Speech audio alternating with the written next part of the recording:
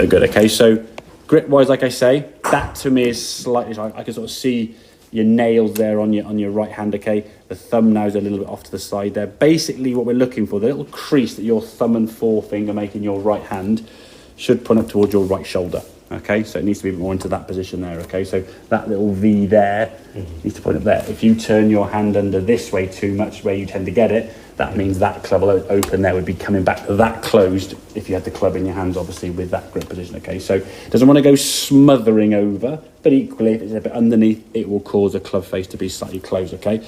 But in terms of the backswing, we're turning the shoulders nicely, okay? A nice shoulder turn now, your hands are working up nice and high. Yeah, okay, your arm is slightly curved there. It's not hinging and bending, okay? The right arm there is in a good spot. It's not flying up in the air. The club's nice and high above your head. So it's a good position there. You've turned your body 90 degrees, you turn your shoulders 90 degrees, your hips 90 degrees, and you stay on top of the golf. There's no sway in your head there, okay? Good move. So you're in a position there now in which we can attack the golf ball.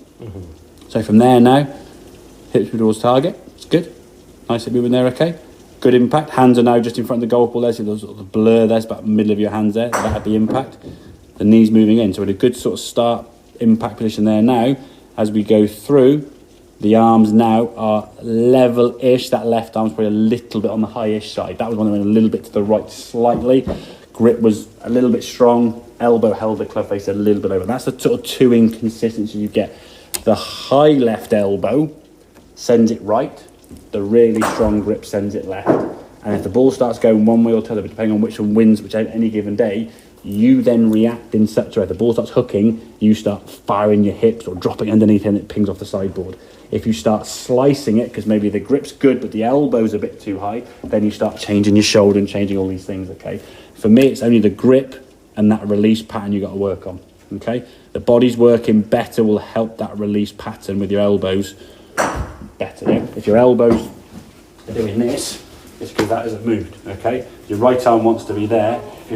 You're there. If I turn this way, the elbow will just naturally sit down. You're not, well, you may prove me wrong, but I doubt you're going to go and give one of them. Yeah, this elbow is a symptom of this not moving, okay? So the body moves better, you can turn through the ball and it will keep the elbow down, keeping that club face straighter rather than it being out to the right, and not using the grip to kind of save it, all right? So only focus, grip at setup, just be aware of that right hand position, okay?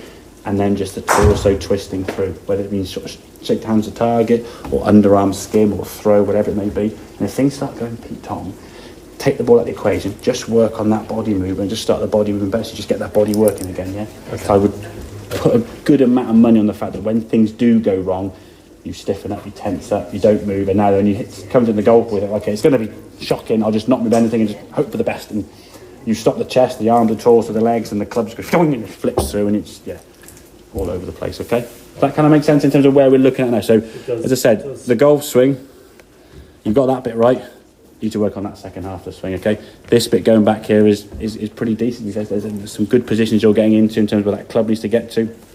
Say, the arms are working okay there, the body's rotating, so getting back into that golf ball and trusting, but just committing to that shot through the golf ball, allowing him to sort of rotate and twist through the target, okay? Not fire the hips too aggressively.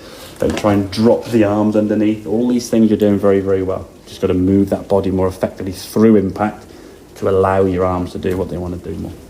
Okay, mate? Yes.